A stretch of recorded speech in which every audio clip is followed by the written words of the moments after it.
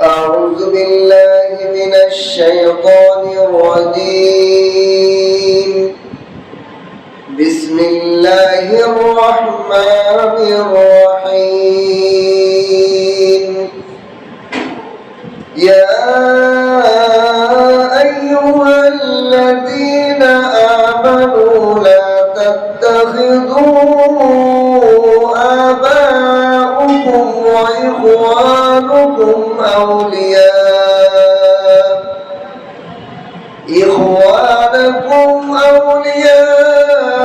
إن استحبوا الكفر على الإيمان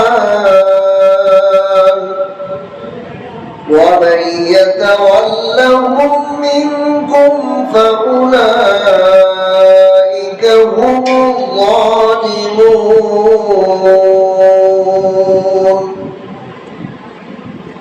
قل إن كان آباؤكم وأبناؤكم وإخوانكم وأزواجكم وعشيرتكم وأموال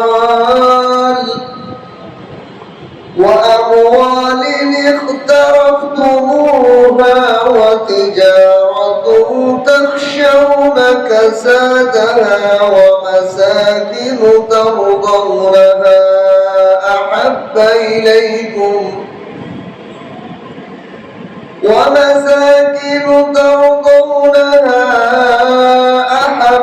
إليكم من الله ورسوله وجهاد في سبيله فتربصوا حتى يأتي الله بأمره والله لا يهدي القوم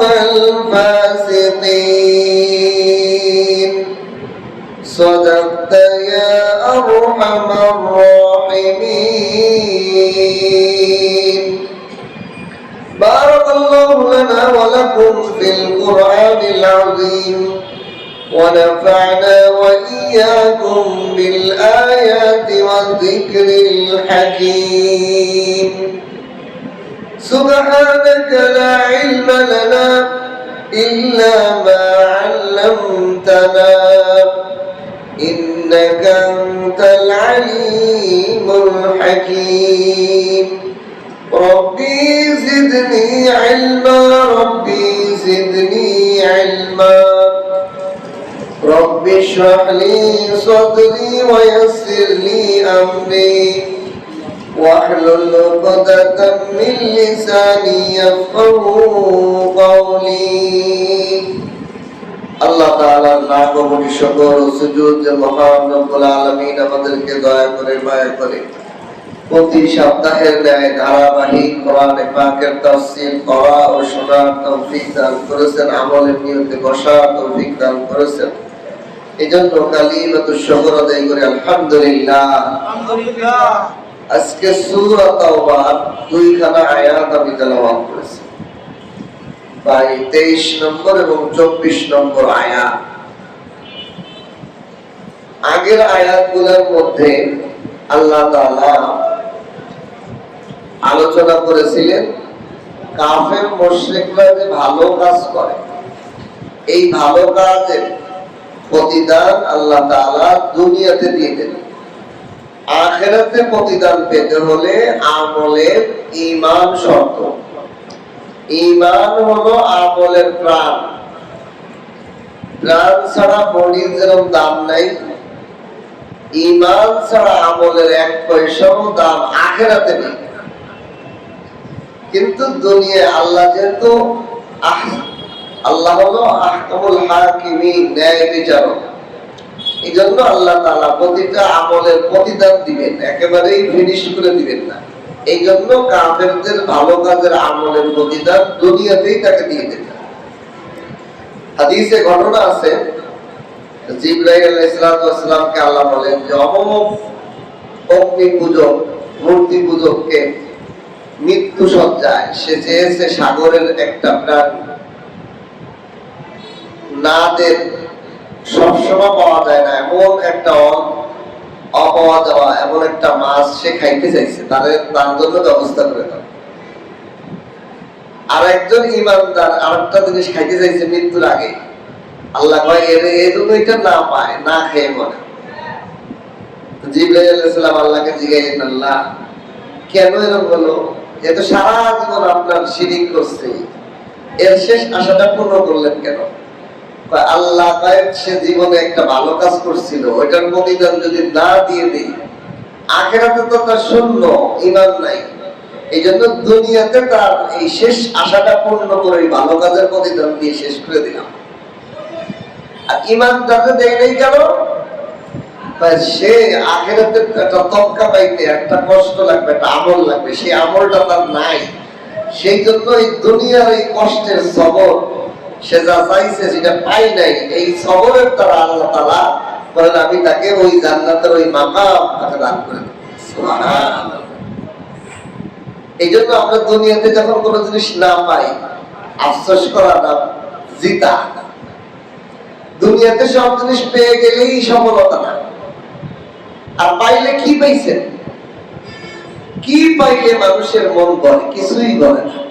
1 লাখ টাকা হইলে 2 লাখ টাকার আশা জেগে ওঠে, একটা গাড়ি হইলে 2টা গাড়ির আশা জেগে ওঠে, একটা বাড়ি হইলে আরেকটা বাড়ির আশা জেগে ওঠে, একটা বউ থাকলে আরেকটা বউর আশা জাগে।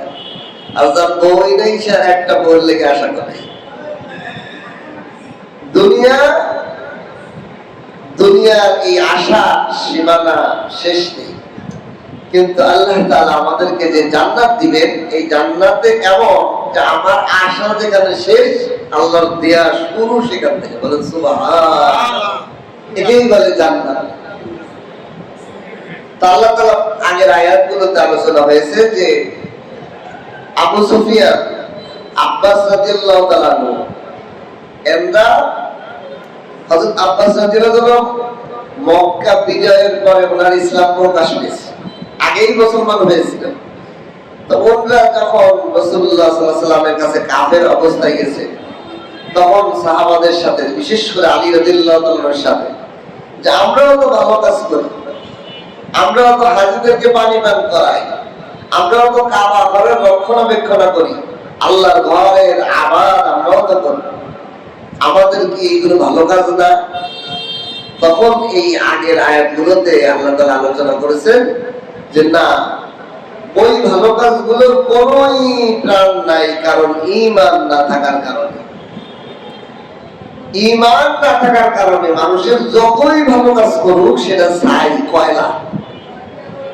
আর ঈমান থাকার উপর যতই স্বর্ণের উপর ময়লা করুক, আগুনের জ্বলুক, মানুষের পায়খানা করুক, শিয়াল গরুতে আরো নোংরা করুক, যতই নোংরা করুক, ওটাকে ধুইলে আবার স্বর্ণ।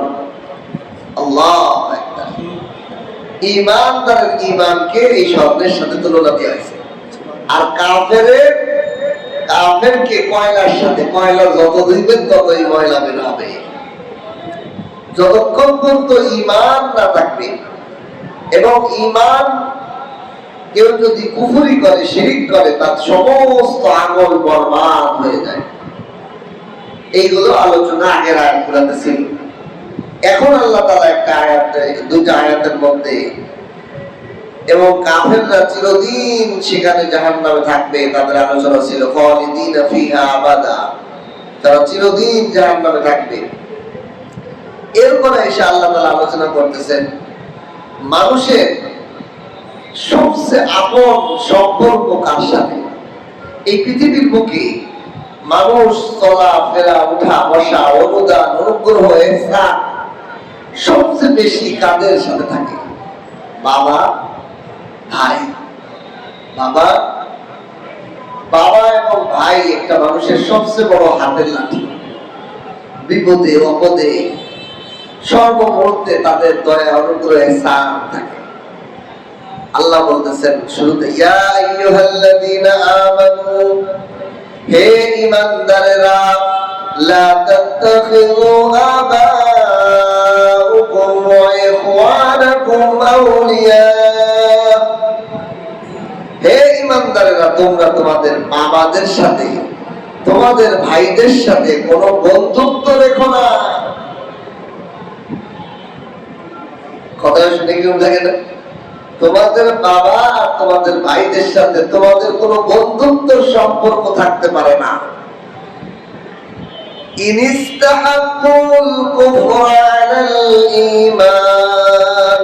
যদি ওই ভাই এবং বাপ ঈমানের উপর কুফরকে প্রাধান্য দেয়, ঈমান এবং কুফর এই দুটার মধ্যে আমার ভাই আমার বাবা কুফরকে গ্রহণ করছে, ঈমানকে গ্রহণ করে নাই, তাহলে আমি ঈমানদার এই বাবা ভাইয়ের সাথে কোনো সম্পর্ক থাকতে পারে না। আল্লাহর আদেশ, ডাইরেক্ট ওয়াজিব, ফরজ বিধান। যে ভাই যে বাবা ঈমানকে প্রাধান্য দেয় না, কুফরকে প্রাধান্য দেয়, সে আমার বন্ধু, অভিভাবক, ওলি, মুরব্বি কিছুই হইতে পারে না। এটাই আল্লাহ বলেন, ইয়া আইয়ুহাল্লাযীনা আমানু লা তাত্তাখিযু আবাআকুম ওয়া ইখওয়ানাকুম আউলিয়া ইন ইসতাহাব্বুল কুফরা আলাল ঈমান। ঈমান এবং কুফরের মোকাবেলায় যেই ভাই এবং যেই বাবা কুফরকে গ্রহণ করে, কুফরকে সে প্রাধান্য দেয়, সে ঈমানের কথা কার্যক্রম নাই, এই বাবা আর ভাই আবার আমি ঈমানদারের বন্ধু হতে পারে না। এখন আসেন, আমাদের সমাজে আমাদের দৃষ্টি হলো প্রকাশ্য, আমরা প্রকাশ্য দেখি, এই জন্য আল্লাহ খুশি হোক বেজার হোক, আল্লাহর বিধান যাইতে যাক, আমার বাবা মা খুশি রাখতে হবে, আমার ভাই খুশি রাখতে হবে, আমার ভাইদেরকে খুশি রাখতে হবে, এরকম করি না আমরা? আল্লাহ পুরা নিষেধ করে দিয়েছে। প্রকাশ্যে আমরা দেখি আমার বাবা আমাকে ছোটকাল থেকে খরচ দিয়ে খাওয়ায় পড়ায় লালন পালন করছে, ভাই আমার বিপদে আপদে দৌড়ে আসে, কিন্তু এই বাবা আর ভাইয়ের ইহসান এবং অনুগ্রহের সামনে আল্লাহ রাসূলের অনুগ্রহ কাছে তাদের কাছে হবে, কিন্তু এটা আমাদের চোখে বাঁধে না। আমারে কে বানাইলেন আল্লাহ, চোখ দিলেন কে আল্লাহ, কান দিলেন কে আল্লাহ, ব্রেন দিলেন কে আল্লাহ, নাক দিলেন কে আল্লাহ, হার্টটা কে দান করলেন আমার আল্লাহ, কিডনিটা আমার কে বানাইলেন আল্লাহ, আমি যে মায়ের গর্ভের মধ্যে 10 মাস 10 দিন ছিলাম, সেখানে খানা পৌঁছাইছে কে আমার আল্লাহ, নাকি আমার বাবা, নাকি আমার ভাই? আল্লাহ এবং রাসূলের অনুগ্রহের সামনে বাপ আর মায়ের অনুগ্রহ কোনো অস্তিত্বই নাই। বরং আল্লাহ যদি আমার বাপকে ভালো ব্রেনওয়ালা না বানায়, হিরোসি বানায়, তাহলে ওই বাপ তো ছেলেদের লাথি মেরে ঘরের বের করে দেয়। অনেক ভাই আছে না, ভাইরা খুন করে ফেলে আমার বাপের সম্পর্কে ওয়ারিস পার্টনার হয়। আল্লাহর কারণে আমার বাপ আমাকে যতটুকু উপকার করে, আল্লাহর কারণে আমার ভাই আমাকে যতটুকু উপকার করে, সব আল্লাহর অনুগ্রহে। হাজারো মানুষের ভাই তার জীবন নাশের শত্রু হয়ে যায়, আবার কারো ভাই ভাইয়ের জন্য জীবন দিয়ে দেয়, ভাইয়ের জন্য অনেক বড় উপকারী হয়। এটা কে বানান? আল্লাহ। তাহলে আল্লাহকে বেজার করে আমি ভাইকে কিভাবে খুশি করব? আল্লাহকে বেজার করে আমি আল্লাহকে বেজার করে কিভাবে আমি আব্বার কথা শুনব? তা তো হতে পারে না। এই জন্য হাদিসের মধ্যে আছে লা তাআতা লিমাখলুকিন ফি মাসিয়াতিল খালিক, কোন সৃষ্টিজীবের আনুগত্য করা যাবে না সৃষ্টিকর্তার অবাধ্য হয়ে। বুঝতে পারছেন? কোন সৃষ্টিজীবের মধ্যে আমার আব্বা আছে না, আমার বিবি আছে না, আমার ছেলে মেয়ে আছে না, ভাই আছে না, বোন আছে না, যেই হোক আমার আল্লাহ হলো আমার খালিক, আর এগুলো হলো সৃষ্টি। এই সৃষ্টিজীবের আনুগত্য করে আমি আমার সৃষ্টিকর্তার অবাধ্য হব, এটা না যায়। আমি মূল গোড়াই ঠিক রাখলাম না, ডাল বাগানে যত্ন দিলাম, আমার গোড়া কেটে এলাম, তাতে অসুবিধা নেই, সব শেষ না। আমার তো মূল শিকড় ঠিক রাখতে হবে। আমার অস্তিত্বের পিছনে যিনি আমার সৃষ্টিকর্তা, তাকে আমাকে আগে ভালো রাখতে হবে। তার তলে দাবে দাবে আল্লাহ এবং রাসূলকে ভালোবাসা পরে যে আমার মামা। এজন্য হাদিসের মধ্যে আছে কি, মান আহাব্বা ইলাইহি ওয়া আবগাযা ইলাইহি ওয়া আতা ইলাইহি, মান আতা লিল্লাহ ওয়া আবগাযা লিল্লাহ ওয়া আতা লিল্লাহ ওয়া মানা লিল্লাহ ফাকাদ ইসতাকমালাল ঈমান। ঈমান কামেল কাম, যে আল্লাহর জন্য অপরকে মহব্বত করে, আল্লাহর জন্য কারোর প্রতি দুশ্মনী রাখে, আল্লাহর জন্য কাউকে টাকা দেয়, আল্লাহর জন্য কাউকে দেয় না, সব কার জন্য? আল্লাহ রাসূল বলেন ফাকাদ ইসতাকমালাল ঈমান, সে ঈমানকে পরিপূর্ণ করলো। এই লোকটার ঈমান কামেল। এই লোকটা ভালোবাসে আল্লাহর জন্য, এই লোকটারে ভালোবাসে না আল্লাহর জন্য, এই লোকটারে দান করে আল্লাহর জন্য, এই লোকটারে দান করে না আল্লাহর জন্য। আমার দাদা পীর সুলতান আহমেদ নানুপুরী রহমাতুল্লাহ আলাইহি আর ওনার সাথে বোয়ালিশা হুজুর আবুল হাসান বোয়ালিশা হুজুর একজন হুজুর ছিল। এই দুইজনে মিলে রাস্তাতে যাচ্ছে, দুইজনে আল্লাহর ওলি। ওনারা দুইজনেই রহমাতুল্লাহ আলাইহি পৃথিবী থেকে চলে গেছে। আল্লাহ তাআলা ওনাদের উচ্চ মাকাম দান করবেন, আমিন। ওরা দুইজনই যাচ্ছে, পথের মধ্যে এক ফকির গাড়িতে ওঠে না, বাসে। ফকির কি মাথায় টুপি নাই, মুখে দাড়ি নাই, পরনে পাঞ্জাবি নাই, গেঞ্জি পরা, দেখতে মনে হয় যে গাঞ্জাখোর। এখন এক বুজুর্গ দান করে দিছে। এক বুজুর্গ কি করছে? দান করছে। আল্লাহর রাস্তায় আমাকে কিছু দাও, তো দান করছে। আর এক বুজুর্গ তোরা করে দেব না। এখন দুজনের এই না দেওয়া না দেওয়া, দেন দুজনেরই আল্লাহ। একজন আরেকজনের জিজ্ঞাসা, তুমি দিলে কে? তুমি দিলে না কে? আমি এই জন্য দেই নাই যে ও লেবাস হতে আমার নবীর সুন্নত নাই, আল্লাহর বান্দা, আল্লাহর যে নবীর আদর্শ তার মধ্যে থাকতে হবে, এই জন্য নাই বলে আমি দেই নাই। আপনি দিলেন কেন? ও তো আল্লাহর নামে চাইছে, আল্লাহর রাস্তায় দান করুন বলে, আল্লাহর জন্য চাইছে, এই জন্য আমি ওরা দেখি না, আমি আমার সামনে আল্লাহ আসছে, যে আল্লাহর পক্ষ থেকে ও চাইতেছে, আল্লাহর রাস্তায় চাইতেছে, এই জন্য আমি দিছি। দুইজনেরটাই আল্লাহর মহব্বত। বলেন সুবহানাল্লাহ। দুজনেরটা কি? আল্লাহর মহব্বত। একজন যে দেই নাই সেটাও আল্লাহর জন্য, আর একজন যে দেশে সেটাও আল্লাহর জন্য, ওই ফকিরদের দেখার জন্য নয়। এই জন্য ঈমানের কামালিয়াত হবে আমার, আমি যা করবো, দেব দেব, মহব্বত রাখবো, মহব্বত রাখবো না, সব আল্লাহর জন্য। কার জন্য? এটার সবচেয়ে বড় নমুনা হলো সাহাবায়ে কেরাম। সাহাবায়ে কেরামের পুরা জিন্দেগি যদি আমাদের সামনে রাখা হয়, তারা আল্লাহ এবং রাসূলের মহব্বতের সামনে দুনিয়ার ধন সম্পদ, বিবি বাচ্চা সব ছাড়ছে। এই তওবার মধ্যে হিজরতের কিছু কিছু আছে না? আপনি চিন্তা করেন, হিজরত কি বড় একটা জিনিস। হিজরতকে যাইতে ব্যাপার। হিন্দু থেকে বিধর্মী থেকে মুসলমান হওয়া যেরকম কঠিন, হিজরত করা এরকম কঠিন ছিল। মানে কি, বিবি বাচ্চা, মা বাবা, ঘর বাড়ি, ব্যবসা বাণিজ্য সব ফেলে রেখে চলে যেত। ধরেন একজন মানুষ, আপনি কোনাবাড়ি একটা বাড়ি আছে আপনার 3 তলা 5 তলা, একটা ব্যবসা প্রতিষ্ঠান আছে, ছেলে মেয়ে আছে, সুন্দরী বিবি আছে, শরীয়তের আইন আসলো তুমি কোনাবাড়ির এই সব ফেলে রেখে চলে যাও মক্কায়।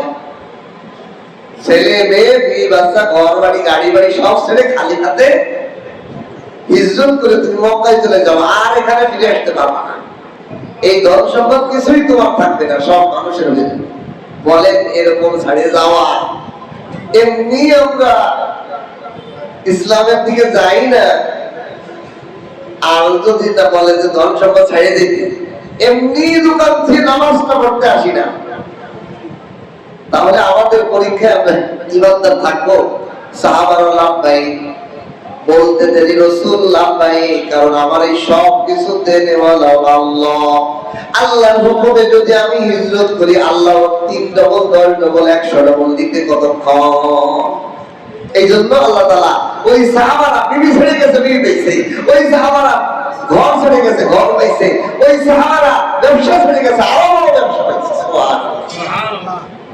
তাদের ঈমান মদিনায় যাইতে দেরি, মদিনার আনসার সাহাবীরা তাদেরকে মুহাজিরকে গ্রহণ করতে দেরি হয়নি। ভাই আমার সুন্দর বিবি দেখো, এই যে চারটা, তোমার কোনটা পছন্দ হয় বলো, আমি তালাক দিয়ে দিই, তুমি বিবাহ করে নাও। আল্লাহর জন্য ছাড়ছে, আল্লাহ সঙ্গে সঙ্গে ব্যবস্থা করে দিয়েছে, দেরি হয় নাই। একটা দায়িত্ব বিবি ছাড়া কাটার লাগে না, ঘর ছাড়া থাকা লাগে না। কে ব্যবস্থা করে? এই জন্য সাহাবারা শিখে ফেলেছেন, সাহাবারা চিনে ফেলেছেন যে আল্লাহকে যদি আমি ভালো রাখি, মরুভূমির মধ্যে আল্লাহ আমাদের খাওয়াবে। বনী ইসরাঈলকে 40 বছর আল্লাহ মরুভূমির মধ্যে খাওয়াইছে কিনা? যে আল্লাহ বনী ইসরাঈল তো আল্লাহর সাথে দ্রোহী করছে, তারপরেও খাওয়াইছে। আর আল্লাহর গোলাম হইলে আল্লাহ কেউ খাইতে পারে? পাথরের মধ্যে পোকা পাওয়া যায়, বিজ্ঞানীরা পাথর ফাটায় দেখে ওর মধ্যে পোকা বসিয়া তাজা হইছে, জীব কেমনে বেঁচে রইল? পানি নাই, খাদ্য নাই, কে দেনে? আল্লাহ। जोची जात मीरा को शद जोड़े जोड़, एक आवे दाना देगर खाके गोड़। দুইটা জিনিস সমস্ত জীবের পিছে লেগেছে, আল্লাহ সিস্টেম করে দিয়েছেন। একটা হলো তার রিজিক, আর একটা হলো তার কবরের মাটি। আপনার পিছে আমার পিছে লাগিয়ে দিয়েছি, যেখানে আমার রিজিক আছে সেখানে আমার যাওয়া লাগবে, যেখানে আমার কবর সেখানে আমার যাওয়া লাগবে। যেখানেই আপনি মরেন, আপনার কবরের মাটি আপনার জন্য রেডি, বাগান সুরত নেই, এটা আপনার সাথে পিছে লাগাই দিয়েছে। এই জন্য আল্লাহ বলেন, মহব্বত ভালোবাসা কার জন্য করবে? এই বাবা এবং ভাই পৃথিবীর মধ্যে একজন মানুষের সবচেয়ে বড় লাঠি, সবচেয়ে বড় ফাউন্ডেশন, সবচেয়ে বড় আশ্রয়স্থল। দুনিয়া আর কেউ আগে আসে না আমার আপনার বিপদে, সবচেয়ে বড় আগে আসে আমার বাবা, তার মানে ভাই। আল্লাহ বলেন, এই ভাই এবং বাবার সাথে আমার সম্পর্ক হবে আমি আল্লাহর জন্য। কারণ আমি যদি পেটে ব্যথায় ভুগি, আমার বাপে আমাকে উপশম দিতে পারবে না। আমি যদি পেটের মধ্যে কিডনি নষ্ট হয়ে যায়, আমার ভাই ঠিক করে দিতে পারবে না। কে পারবে? আল্লাহ। এই জন্য আল্লাহর জন্য এই ভাই এবং বাবার সাথে সম্পর্ক সেট করতে হবে। ইয়া আইয়ুহাল্লাযীনা আমানু লা তাত্তাখিযু আবাআকুম ওয়া ইখওয়ানাকুম আউলিয়া। হে ঈমানদাররা, যারা তোমরা ঈমান এনেছো, আল্লাহ এবং তোমরা তোমাদের বাবা এবং তোমাদের ভাইদের সাথে কোনো বন্ধুত্ব রেখো না। ইনিস্তাহাব্বুল কুফরা আলাল ঈমান, যদি তারা ঈমানের উপর কুফরকে গ্রহণ করে, তাহলে এই ভাই এবং বাবাদের সাথে সম্পর্ক থাকতে পারে না। وَمَن يَتَوَلَّهُم مِّنكُمْ فَأُولَٰئِكَ هُمُ الظَّالِمُونَ। আর যারা আল কুফরের পরে ঈমান গ্রহণ না করে, যে বাবা এবং ভাই কুফরি গ্রহণ করছে, তারপরেও এই ভাই এবং বাবার সাথে যারা সম্পর্ক রাখবে, ফাউলাইকা হুমুল যালিমুন, এরা হলো জালিম। এখন এই আয়াতটা কি প্রেক্ষাপটে নাযিল হয়েছে? এই আয়াতটার প্রেক্ষাপট হলো যে যখন হিজরতের আদেশ করা হয়েছে, তখন রাসূলুল্লাহ সাল্লাল্লাহু আলাইহি সাল্লামের সামনে অনেকগুলো সাহাবারা, কেউ আছে অপারগ, বৃদ্ধ অসুস্থ লোক রয়েছে, তাদেরকে ফেলে দেওয়া যায়। কিন্তু যারা এই যে শুধুমাত্র ভাই এবং বাবার মহব্বতে হিজরত করতে পারতেছে না, আল্লাহর মহব্বত, রাসূলের মহব্বত তাদের মধ্যে নাই, তাদের বাবার মহব্বত, ভাইয়ের মহব্বত, ভাইয়ের বন্ধুত্বতা, এইগুলোর কারণে তারা যে হিজরত করতে পারতেছে না, আল্লাহ এটাকেই নিষেধ করছে যে এই মহব্বতের লাঠি করা। কিন্তু কিয়ামত পর্যন্ত আমাদের জন্য এই আয়াত থেকে একটা শিক্ষা হলো, তখন তো হিজরতটা ছিল ফরজ, ঈমানের আলামত। যে হিজরত করবে সে মুসলমান, যে হিজরত করবে না সে বেঈমান। কিন্তু এখন এই হুকুমটা এখনো আছে কিনা? হয় না। এই হুকুমটা এখনো পর্যন্ত ফরজ নেই, কিন্তু এই হুকুমের প্রেক্ষাপট ওয়াজিব আছে, মুস্তাহাব আছে। কিরকম? যদি আপনি যেখানে বসবাস করতেছেন ওই দেশটা আপনাকে নামাজ পড়তে দেয় না, ওই দেশটা আপনাকে কুরবানি করতে দেয় না, ওই দেশটা আপনাকে ফরজ আল্লাহ পাকের বিধান মানতে দেয় না প্রকাশ্যে, তাহলে ওই দেশ থেকে এখনো পর্যন্ত কিয়ামত পর্যন্ত হিজরত করা ওয়াজিব। এক নম্বর বুঝেছে? কিয়ামত পর্যন্ত এই হুকুম যে যেখানে বসবাস করলে, অনেক মানুষ আছে তার পাশের এমন হিরোজি গাঁজাখোর, নামাজ কালাম পড়ে না, বাচ্চা গালাগালি করে, ওখানে আপনি বসবাস করলে আপনার বাচ্চাও একদিন হবে। তাহলে ওইখান থেকে এরকম এক নম্বর হলো যদি আপনার ইবাদতে বাধা আসে, আপনি নামাজ পড়তে পারেন না, আপনি জামাতে যেতে পারেন না, আপনি এমন জায়গাতে মসজিদ নেই, তাহলে ওই এলাকা থেকে হিজরত করে দেশের বাইরে না, আপনি অন্য জেলায় অন্য থানায় যেখানে আপনার ইমানদার আমল বেশি, নামাজ মাদ্রাসা বেশি, মসজিদ আছে, দিনদার মানুষ বসবাস করে, ওইখানে হিজরত করা আপনার জন্য ওয়াজিব, যদি আপনার ইবাদতে বাধা হয়। দুই নম্বর হলো হিজরত করা মুস্তাহাব। কখন? যেখানে গুনাহ হয়, গুনার জায়গা থেকে হিজরত করা মুস্তাহাব। এখন এটা বসবাসের সাথেও সম্পর্কিত, এটা এমনি আমরা যে বিভিন্ন মজলিসে দোকানপাটে বসি এটার সাথে সম্পর্ক।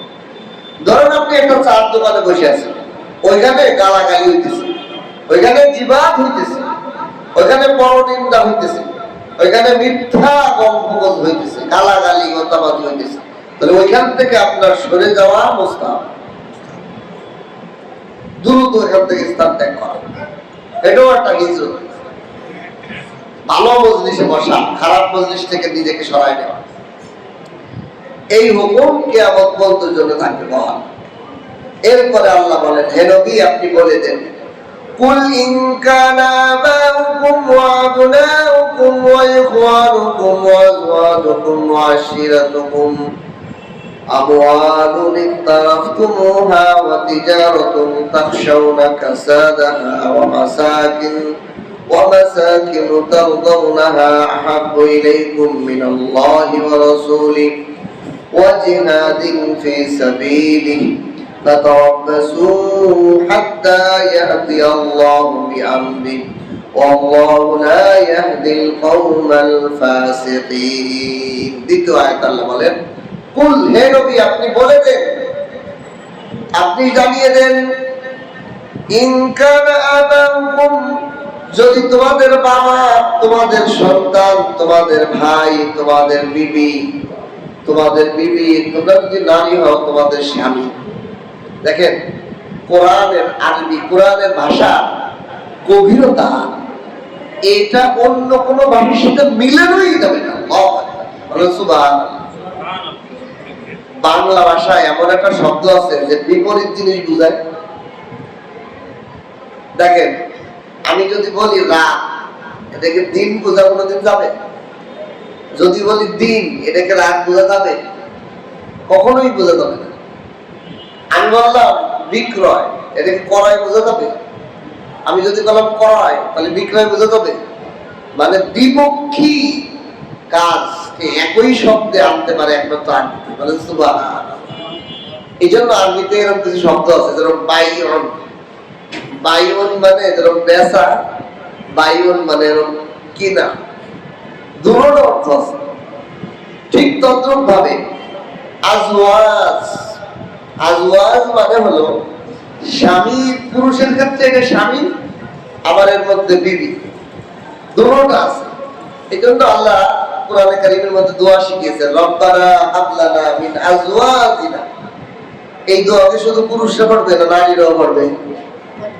যদি আপনি এখানে আজওয়াজের অর্থ শুধু স্ত্রীগণ অর্থ করেন, তাহলে দেখেন কি পেঁয়াজ পাবে, কি অর্থ হবে? আয় আল্লাহ আমাদেরকে অনেক উত্তম স্ত্রী সন্তানাদি দান করুন, যেগুলো আমাদের চোখকে ঠান্ডা করে।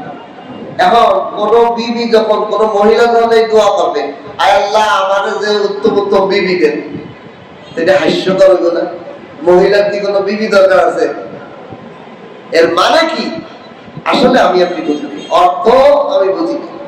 এর অনুবাদ হবে এটা নারী যখন পড়বে তখন অনুভব হবে, আয় আল্লাহ আমাকে উত্তম স্বামী দান করুন এবং সন্তানাদি দান করুন, যেই স্বামী আর সন্তান আমার জন্য চোখের ঠান্ডা হবে। সুবহানাল্লাহ। একই দোয়া যখন কোনো পুরুষ করবে তখন অর্থ হবে, আয় আল্লাহ আমাকে এমন স্ত্রী এবং সন্তান দান করুন, যেই সন্তান এবং যেই স্ত্রী আমার চোখের ঠান্ডা হবে। সুবহানাল্লাহ। এই জন্য এই যে আওয়াজ আসছে, আয় আল্লাহ, আল্লাহ নবী বলেন, হে আল্লাহ বলেন, হে নবী আপনি বলে দেন, ইনকানা আবাকুম, যদি তোমাদের বাবা, তোমাদের সন্তান, আবনাকুম ওয়া ইখওয়ানুকুম, তোমাদের ভাই, ওয়া আজওয়াজুকুম, তোমাদের স্ত্রী, তোমাদের স্বামী, ওয়া আশিরাতুকুম, তোমাদের বংশধর কওম, গোষ্ঠী। এটাও কোনো মানুষের শক্তি। এই বেটা আমাকে জানিস আমরা মোল্লা বাড়ির লোক, এই আপনার বুড়িয়া বাড়ির লোক, আমরা শেখ গ্রুপের লোক, এরকম কয় না, মিয়া বাড়ির লোক। সাবধানে আমার কথা কইস, কি কইতেছিস তুই, কার দিক চোখ রাঙ্গায় কথা কইস, মোল্লা বাড়ির মানুষের কয় কিনা। তাহলে এটাও মানুষ শক্তির, এটাকেও মহব্বত করে, বংশ, কওমকে, শক্তিকে, বংশকে। আল্লাহ বলেন এই সব আশিরাতুকুম, তোমাদের বংশ, আমওয়ালুম, তোমাদের মাল, ইরতারাফতুমুহা, যা সব ধ্বংস হইয়া যাবে, যা তোমরা স্থির রাখো, মনে করো যে এটা আমাদের উপকারী। ওয়া তিজারাতুন, এবং তোমাদের ব্যবসা, তাখশাউনা কাসাদাহা, যেই ব্যবসা তোমরা ভয় করো ধ্বংস হয়ে যাবে, এই ব্যবসা ধ্বংস না হয়, ব্যবসা যেন আমাদের আত্মা না হয়ে যায়, ব্যবসা যেন আমাদের ধ্বংস না হয়ে যায়। ওয়া মাসাকিনু তারদাউনাহা, এবং তোমরা তোমাদের যেই বাড়ি ঘর, বসবাসের স্থান, মাসাকিন, তোমাদের বসবাসের ঘর বাড়ি, এগুলোকে তোমরা খুব পছন্দ করো। আহাব্বা ইলাইকুম, তোমাদের কাছে এইগুলো বেশি পছন্দের, মিনাল্লাহ, আল্লাহ থেকে। তোমাদের বাবা, তোমাদের সন্তান, তোমাদের ভাই, তোমাদের স্ত্রী, তোমাদের বংশধর, তোমাদের মাল, যেগুলো তোমাদের কাছে তোমাদেরকে সাপোর্ট দেয়, এবং তোমাদের ওই সমস্ত ব্যবসা যেগুলো তোমরা ধ্বংস হওয়ার ভয় করো, এবং তোমাদের ওই সমস্ত পছন্দনীয় বাড়িঘর, এগুলোকে তোমাদের কাছে সবচেয়ে বেশি পছন্দনীয়, মিনাল্লাহ, আল্লাহ এবং রাসূলি, আল্লাহ রাসূল থেকে। ওয়া জিহাদিন ফি সাবিলিল্লাহ, আল্লাহর রাস্তায় জিহাদ করা থেকে এগুলো পছন্দনীয়। এগুলো যদি তোমাদের কাছে পছন্দনীয় হয়, তাহলে দেখেন, প্রথমে বাবা, তারপরে সন্তান, তারপরে ভাই, তারপরে স্ত্রী, বংশধর, মাল, ব্যবসা, বাড়ি, এগুলো সব তোমাদের পছন্দনীয় জিনিস না? শোনো, এবার আল্লাহ এবং রাসূল থেকে যদি এইগুলোকে বেশি পছন্দ করো, ফাতারাব্বাসু, অপেক্ষা করো, হাত্তা ইয়াতি আল্লাহু বিআমরি, আল্লাহর আদেশ আসা, আল্লাহ আদেশ আসার অপেক্ষা করো। এই আদেশের ব্যাখ্যা অনেক বড় করছে। এক নম্বরে হলো জিহাদ। যদি যুদ্ধ হইতে যায়, এই কোহানে বাপ, কোহানে মা, কোহানে ঘর, কোহানে দোকানপাট, কোহানে মাল সম্পদ সব ফেলায় জান নিয়ে পালাম, ঠিক কিনা? যুদ্ধ বাইতে গেলে হয় না? যারা মুক্তিযোদ্ধা দেখছে, গটি কম্বল নিয়ে, কটা সিরিয়াল বুট নিয়ে, ছেলে মেয়ে নিয়ে, ঘর বাড়ি সংসার সব ফেলায়, এবং মহিলারা পালাইছে কোন দিতে, কোন দিতে না কোন দিতে, মিলিটারির সামনে পড়লি জীবন শেষ, কামানের গুলার সামনে পড়লি শেষ। এই যে ইরানের যুদ্ধ হইতেছে, ফিলিস্তিনি যুদ্ধ হইতেছে, মানুষ ঘর বাড়ি, গাড়ি ঘোড়া এগুলো নেওয়ার সময় আছে, বোম ঝড় মারে পলায় বাঁচে না, একটা ক্ষেপণাস্ত্র পড়লে একটা এলাকা আগুন ধরে শেষ। আল্লাহ কয় জিহাদের হুকুম যদি এসে যায়, এই মোহাম্মত, এই সম্পর্ক কিছুই থাকবে না, তাহলে আল্লাহ এবং রাসূলের মহব্বত আগে না। এরপরে আরেক তাফসীরে লেখে যে মক্কা বিজয়, মক্কা বিজয় আনন্দ মানে যে তোমরা এই যে মহব্বত, ভালোবাসা করতেছো, ভালোবাসায় তোমরা যদি মক্কায় থেকে যাও, মক্কা বিজয় যখন আসবে, রাসূলুল্লাহ সাল্লাল্লাহু আলাইহি ওয়াসাল্লাম সাহাবাদেরকে দিয়ে সব ধ্বংস করে তোমাদেরকে সব তোমাদের দখলে। একটা রাষ্ট্রকে যখন কোন শত্রু বাহিনী দখল করে, দরকার কিছু তাদের নিজেদের থাকে, যে যারা আক্রমণ করে, যারা বিজয় হয় তাদের মেয়ে দেয়। সুতরাং তোমরা আল্লাহর হুকুমের অপেক্ষা করো, মানে বিজয় আসতেছে, মক্কা বিজয়। আর এক তাফসীরে লেখে যে আসলে তো দুনিয়া কিয়ামত, কিয়ামত যদি এসে যায়, যখন মৃত্যু এসে যায়, তখন কে বাবা কে মা কেউ আমার সঙ্গী নেই, কবর পর্যন্ত যায়। আর কেউ যায়? বাবা আমার কবরে যায় না। আমার সন্তানের যদি হাত পায়ে ধরে তুই আমার সাথে যাস, আমার একা একা থাকতে ভয় লাগবে নেই। ওই অন্ধকার কবরে তুই সন্তান, তোরে আমি এত ভালোবাসছি, বুকে জড়াই ধরে শুয়েছিস, আমি মরে গেলে আমার কবরে একটু তুইও ধরে শুইস, শুনবো? শুইব? আহারে কতই না ভালোবাসছি। বাবার চুমা দেয়, বাবা সন্তানকে কত মহব্বত করে। ওই সন্তান আমার কবরে যাইব না, আমার বিবি যাইব না, আমার ভাই যাইব না, আমার কম যাইব না, আমার মালও যাইব না। যায় ছেলে মেয়ে বিবি বাচ্চা ভাই বোন কবর বন্ধু যায়, মালও যায়, কোদাল খুন্তা ঢিস এগুলো যায় না? কবরের পাড়া বেড়া দেওয়ার জন্য মাল সামানা তো যায়, কবর বন্ধু যায়, কবরের ভিতরে যায়। আবার কবর দিয়ে শেষ, মালও ফিরে আসে, ছেলে মেয়েও ফিরে আসে, বংশধরও ফিরে আসে, সব ফিরে আসে, কেউ আমার সঙ্গে যায় না। অথচ ওই ছেলে মেয়ের জন্য আমি দ্বীনের পথে, তাফসীরের মজলিসে, কোরআনের মজলিসে নামাজ পড়তে আমি ওই ছেলে মেয়ের ব্যবসা ছাড়িয়ে আসতে পারি না। একটা ঘটনা মনে পড়ল।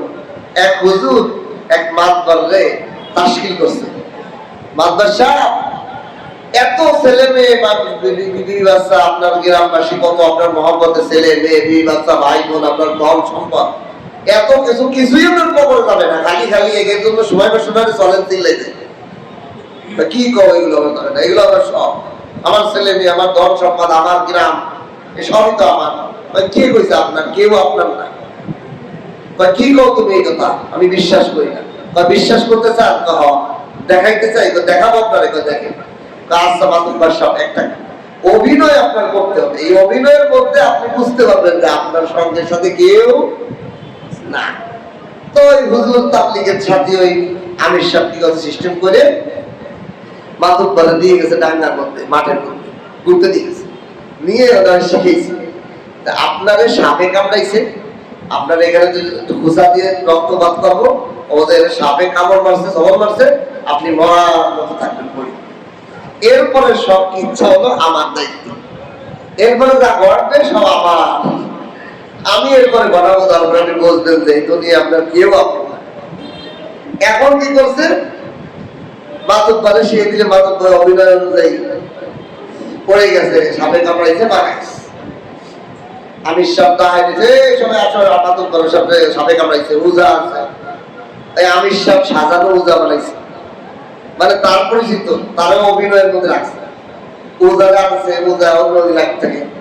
ভাই কি ব্যাপারে, কি বিষ নামানো যাবে না? না, এটা কখনোই নামানো যাবে না। এটার সিস্টেম হলো, এটা এমন এক সাপে কামড়তেছে, এটা কোনো একজন মুখ দিয়ে এনে চুষা দেবে, সেই বিষের প্রকারের মারা যাবে, তাহলে মাতব্বর পাইতে হবে। সিস্টেম হলো এরকম যে এখানে চুষা দিয়ে বিষটা বের করে দেবে, সে মারা যাবে, আর মাতব্বর সব জীবনে বেঁচে যাবে। এখন ওই আমির সাহেব বলছে, দেখো মাতুব্বর সাহেবের বড় ছেলে আব্দুল্লাহ, তুমি আসো সামনে, তুমি তো বাপের সবচেয়ে বড় কোলা, তুমি কত বাবার আদর সোয়া কত কিছু পাচ্ছো, আজ তুমি যদি একটু চুমো দাও, চুষু দাও, এই জায়গা বিষটা চুষে দাও, তাহলে তুমি মারা গেলে তোমার বাপটা জীবন বেঁচে গেল, তুমি তো বাপের জন্য জীবনটা দিতে পারো। হয় বা আমি পারবো না, ওটা আর কোনো অন্য কোনো সিস্টেম আছে না? না, হবে না। ছোট ছোট ডাক দাও, ছোট ছোট ডাকতেছে, এইভাবে তার বিবি ডাকতেছে, তার বাইরে বাপরে ডাকতেছে, কেউ আসে না। এলাকাবাসীরা কইছে, কেউ আছেন? 10 লাখ টাকা দিয়ে হবে, আপনি একটু চুষা দেবেন, আপনার কি দিয়ে হবে, আপনি মারা যাবেন আর মাতুর পয়সা পাইয়ে যাবেন, কেউ আছেন? কেউ রাজি না। তাহলে কি করা যায়? থাক, তাহলে যেহেতু এরকম হবে না, তাহলে আমরা তা গোসল টোসল করে দাফন করবো, করে দাফন করে নেব। এখন আমির সাহেব কয়, মাতুব্বর সাহেব ওঠেন। মাতুব্বর সাহেব উঠে কয়, এই হলো তবে অবস্থা, যা তবে আমি ছেড়ে দিলাম, এই যে আমি জীবনের চিল্লাই বাড়ি যাচ্ছে, আর জীবনে কোনোদিন এই সংসারে আসলেই তো এরকম, কেউ আপন না, কেউ আপন না। আমরা আপন না ধরে পর নিয়ে পড়ে আছি। আপন কে? আল্লাহ। আপন কে? আল্লাহ। আল্লাহরে যদি আপন বানান সারা দুনিয়া আপন, আল্লাহরে যদি পর বানান আপন আল্লাহ পর বানাই দিব। এই জন্য সময় আর হায়াত থাকতে আল্লাহকে পাওয়ার মেহনত করা, আল্লাহর দরবারে পড়ে থাকা, মসজিদে পড়ে থাকা, মসজিদের মজলিসে পড়ে থাকা, তেলাওয়াত, জিকির, আমলের মধ্যে বেশি থাকা চেষ্টা করা। এই জন্য আল্লাহ বলেন, হে নবী আপনি জানিয়ে দেন তোমাদের আপন বাবা, আপন সন্তান, আপন ভাই, আপন স্ত্রী, স্বামী, আপন বংশধর, বংশের লোক, মাল, তেজারত, ব্যবসা বাণিজ্য, তোমাদের ঘর বাড়ি, যেগুলোকে তোমরা আল্লাহ থেকে, রসুল থেকে, আল্লাহ রসুল থেকে, জিহাদ থেকে বেশি ভয় করছো, বেশি মহব্বত করতেছো, অপেক্ষা করো আল্লাহ বিধান আসা, একটু অপেক্ষা করো।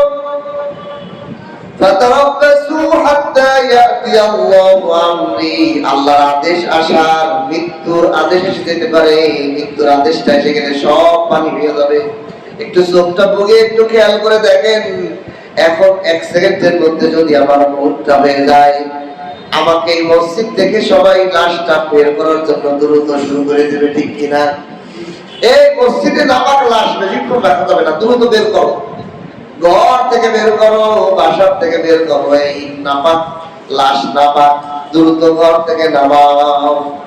শুরু হয়ে যাবে আমার জামা নিয়ে টানাটানি, আমার পাগড়ি আমার এক ভাই নিবে, আর এক ভাই আমার পাঞ্জাবি দখল করবে, আর এক ভাই আমার সিন্দুক দখল করবে, আর এক ভাই আমার দোকান দখল করবে, একে একে দখল করে আমার সব মালের মালিক হয়ে যাবে সবাই, আমি নাই হয়ে যাবে। এই হলো অবস্থা। এই জন্য আল্লাহ বলেন, আল্লাহর আদেশ আসার অপেক্ষা করো। তোমরা এইগুলোর বরকত নিয়ে বসে আছো, আল্লাহর আদেশ আসার অপেক্ষা করো। আল্লাহু লা ইয়াহদিল কওমাল ফাসিকিন। আর আল্লাহ ফাসিক, পাপাচারী সম্প্রদায়কে কখনোই রাস্তা দেখায় না। এখান থেকে একটা জিনিস বোঝা গেল কি, যারা পাপ করে তাদেরকে আল্লাহ কি দেখায় না? হেদায়েতের রাস্তা, ব্রেন না। মানুষ মানে অনেক সব ভুলে গেছে, ব্রেনে দুর্বল। আসলে ব্রেন দুর্বল হয় পাপের কারণে, গুনার কারণে, আর নেক আমলের কারণে মানুষের ব্রেন বেড়ে যায়। তাহলে বিপরীত আছে না? যদি আপনি ভালো আমল করেন আপনার ব্রেন বেড়ে যাবে, আপনার ব্রেনের কুওয়াত বেড়ে যাবে, আপনার শরীরের অঙ্গ প্রত্যঙ্গের শক্তি বেড়ে যাবে। আর আপনি যখন গুনায় মগ্ন হবেন, অঙ্গ প্রত্যঙ্গ দুর্বল হতে শুরু হবে, চোখের জ্যোতি নাই, কানে শোনে মুখ, দুর্বলতা আসতেছে। তাহলে দুর্বলতা শুরু হয় কি দ্বারা? পাপের দ্বারা। কেন? আমাদের প্রত্যেকটা শরীরের অঙ্গ প্রত্যঙ্গের মধ্যে আল্লাহর ফেরেশতা আছে। এই অঙ্গ প্রত্যঙ্গ আল্লাহর মাখলুক, এরাও জিকির করে, এরাও জিকিরে এই আমলের মাধ্যমে শক্তি পায়। আমরা যখন কোনো আমল করি আমাদের শরীরের মধ্যে একটা আলাদা তৃপ্তি লাগে। আপনি ওযু করে নামাজটা পড়লে ভালো লাগে না? সারাদিন দোকানদারি করছেন, অফিস করছেন, ওযু করে সুন্দর করে যদি 2 রাকাত নামাজ পড়েন, জামাতের সাথে নামাজটা পড়েন, কি সুন্দর আরাম লাগে না? এই আরামটা কোথায় হয়? অঙ্গ প্রত্যঙ্গে সব জায়গায় শান্তি আসে। আর যখন মানুষ পাপ করে কাঁপে, শরীর কাঁপে। কি কাঁপে? শরীর কাঁপে ভয়ে। গতকালকে একটা ঘটনা পড়ছিলাম, এই ঘটনাটা শেষ করে বলে শেষ করতেছি।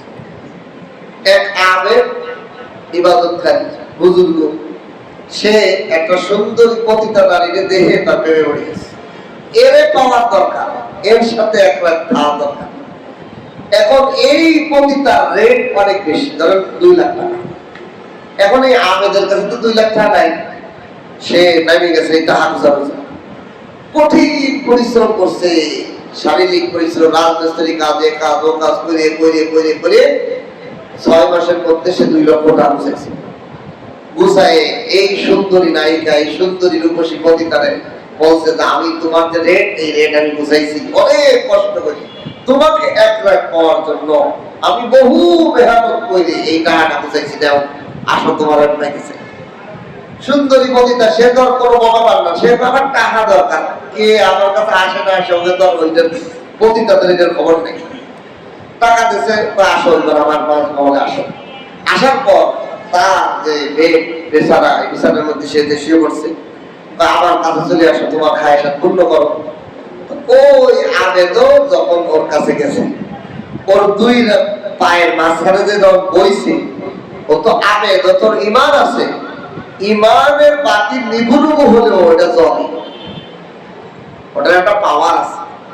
সেটা সরিষার দানার পরিমাণ যদি ইমানও কারোর মধ্যে থাকে, তার গুনাহ দেখলে ঝলঝলা শুরু হয়। এখন যেই ও দুই পায়ের মাঝখানে যে বইছে, এই আবেদের এমন কম্পন উঠছে, আল্লাহ ভয় দিনের মধ্যে উঠছে, আমি কি করতেছি, হায় হায়। ওখান থেকে আমাকে তুমি ছেড়ে দাও, আমাকে তুমি ছেড়ে দাও, আমি এই গুনাহ, এই পাপ আমি করতে পারবো না। কি রে, তুমি না এত কষ্ট করে 6 মাস ধরে টাকা গুছাইয়া 2 লক্ষ টাকা আমারে পাওয়ার জন্য পেমেন্ট করতে, তুমি টাকা আমাকে দেছো, এখন তুমি খায়সাত না পূরণ করে চলে যাবা, তাহলে তো আমার টাকাটা লস। কয় লস নাই, তোমার টাকা তুমি রাখো, তোমার আমি দিছি, ঠিক আছে, আমাকে ছেড়ে দাও, আমি এই গুনাহ করতে পারবো না। নেকি নেকির দিকে টানে। এখন দেখেন, এই যে সামান্য মুহূর্ত আল্লাহর ভয় এই আবেদের দিলে আছে বলে সে তো ফিরছে, এটাই শুধু ফেরে নাই, এই আবেদের এই মুহূর্ত সোহবত ওই নারীকেও হিদায়াত নসিব করে দিয়েছে। সুবহান। ওই নারীও পাগল হয়ে গেছে, কই এরকম পুরুষ তো পাইলাম না, এইরকম ভালো পুরুষ আমি তোমাকে ছাড়বো না যতক্ষণ বলবো ওয়াদা না করবে আমাকে বিয়ে করতে হবে তোমার। কই আমি এটা বলতে পারবো না, আগে আমার ছাড়ো, আমি মরি না বাঁচি আগে ভাই।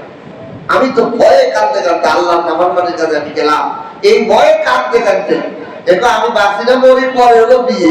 আমার আল্লাহর ভয় এসে গেছে যে আমি কি করলাম, আমি কি জন্য এসলাম, এই জাহান্নামের ভয়ে আমি অস্থির, আমি তোমার বিয়ে করবো শুরু করবো। ওখান থেকে পাগলের মতো ছুটতে ছুটতে চলে আসছে। এই নারী, এই পতিতা নারী, তার এই আল্লাহওয়ালার সোহবত কিছু সময় পাইছে না, আল্লাহর ভয়ওয়ালা মানুষের সোহবত কিছুক্ষণ পাওয়ার কারণে তার দিলেও আসছে যে আমি সারা জীবন কি আল্লাহ, এই পুরুষের হাত ছাড়া করা যাবে না, এরে আমার পাইতে হবে, এর পিছে লাগছে। খুঁজতে খুঁজতে এর গ্রামে গেছে, যাওয়ার পরে যখন পাইছে, ওরে দেহে, পতিতা নারীর দেহে জাহান্নামের আগুনের ভয়ে এমন এক চিৎকার পাচ্ছে, ওই আবেদ জায়গায় মারা গেছে। এখন আবেদ তো পাইল না, এখন এই নারী কয় যে এর কোন আপনজন আছে, কয় গরিব একটা ভাই আছে, কয় ওই গরিব ভাই আবেদের মহব্বত, ওই গরিব ভাইয়ের আমি বিয়ে করে থাকবো, ওই গরিব ভাইটা এত সুন্দরী মহিলা, কি আসবে তাকে বিয়ে করবো। এখানে এই ঘটনার মাধ্যমে কি বোঝা গেল, যে গুনাহ মানুষকে নির্বুদ্ধিতা বানায় দেয়, আর ইমানের আলো থাকলে সেটার আলোতে গুনাহকে দূরে ফেলে দেয়। এবং এই আল্লাহওয়ালা কিছুক্ষণ আল্লাহর ভয় এই দিলের মধ্যে, নারীর কাছে, নারী তার এই ভয়ওয়ালা মানুষ আল্লাহ ভয়ওয়ালা দিলওয়ালার কাছে থাকার কারণে তার দিলও আলোকিত হয়ে গেছে, এবং সেও হৃদয় প্রাপ্ত হয়ে গেছে, সেও নেকের পথে চলে আসছে সব ছেড়ে। এই জন্য আল্লাহওয়ালা হতে হলে, আমাদেরকে আল্লাহর মহব্বত দিতে হলে একা একা সম্ভব না। ওই যে আল্লাহর মহব্বত অর্জন করতে হলে আল্লাহর মহব্বত যাদের দিলে আছে তাদের কাছে বসা, তাদের মজলিসে যাওয়া, তাদের সোহবতে থাকা, তাদের সাথে একটু সময় কাটাইলে আপনার আমার দিলেও আল্লাহর মহব্বত। আল্লাহ আমাদের সকলকে আল্লাহর মহব্বত অর্জন করার তৌফিক দান করুন, বলেন আমিন। ওয়া আখিরু আলহামদুলিল্লাহি রাব্বিল আলামিন।